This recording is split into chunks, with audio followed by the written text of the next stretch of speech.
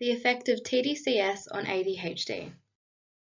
Attention deficit hyperactivity disorder is defined as a persistent pattern of inattentive symptoms and hyperactivity impulsivity.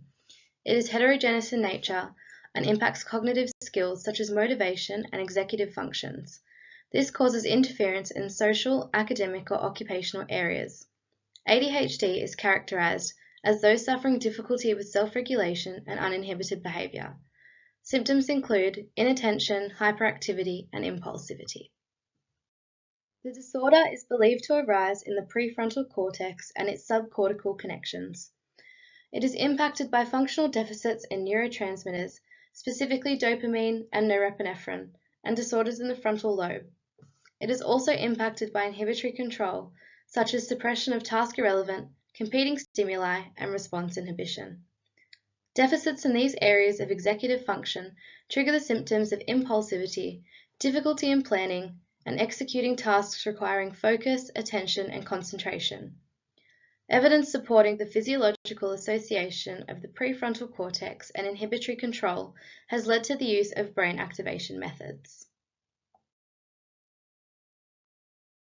Transcranial direct current stimulation uses an electrical current of low amplitude applied by electrodes on the scalp. It is non-invasive, inexpensive, safe, and easy to use, with infrequent mild adverse effects including short-lasting headaches, itching, and local discomfort. The electrodes are most effective when placed over the left and right sides of the dorsolateral prefrontal cortex. Literature on the pathophysiology of ADHD and the neurophysiological effects of tDCS reveals its effectiveness in controlling cognitive responses that induce social or academic impairment. Multiple studies have demonstrated tDCS to be effective as it can produce anode increases or cathode decreases in cortical excitability, targeting specific regions and circuits and their interactions. tDCS is used as therapy for ADHD due to its effect on large-scale networks, with benefits reportedly lasting several months. Stimulation of the primary motor cortex influenced functional connectivity of cortical circuits. It significantly enhanced default and frontoparietal network synchrony, which may underlie reports of improvements in cognitive performance. Furthermore, studies have concluded that tDCS-activated prefrontal neuronal circuits can enlarge dopaminergic neurotransmission, increasing attention. There is evidence to support improvements in attention and reduction in patterns of attention deficit. tDCS is a promising tool for the treatment of ADHD. Its effectiveness when used over the right inferior frontal gyrus is widely researched and accepted.